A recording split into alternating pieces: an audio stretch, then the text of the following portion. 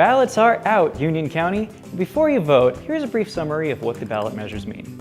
Measure 102 amends the Constitution to allow local governments to issue bonds to finance affordable housing with non-governmental entities. Measure 103 amends the state constitution to prohibit taxes or fees on transactions for groceries.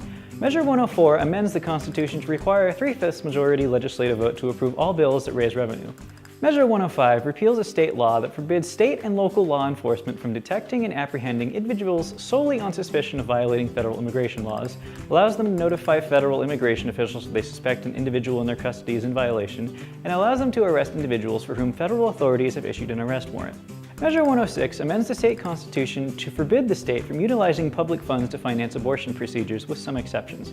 Lastly, Measure 3196 creates a county ordinance that expands the definition of firearms under the Oregon Constitution and requires the sheriff to determine the constitutionality of federal and state firearms laws and prohibits enforcement of such laws deemed unconstitutional by the sheriff.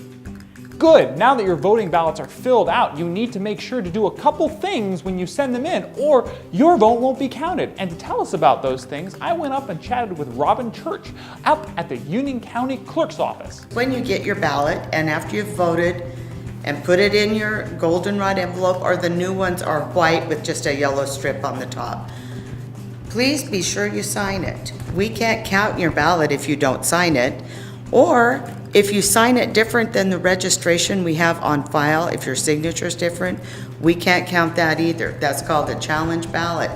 You will get notification if you don't sign it or if the signatures don't match, but it is your responsibility to get that, come in and sign your ballot or come in and fix your signature. If you moved and you got two ballots, one would be your original ballot that went to the address you had first. The second one will say reissued. Know that first ballot's invalid, vote the reissued ballot. And it'll state that right here above your name. If it's a replacement or reissued ballot, that will be right here. After you've voted your ballot, you can drop your ballot at any city hall in Cove, Elgin, Imbler, LeGrand, Island City, Union, and North Powder. Or this office, or you can drop it in the mail. Do not mail it after the Wednesday prior to the election. I believe that's November 1st or 2nd. I don't think it'll get to us in time, and postmark does not count. If you happen to be out of the county and have your ballot, you can drop it at any official ballot drop site in any county in Oregon, and they will get your ballot to us and we can count it. This story was brought to you by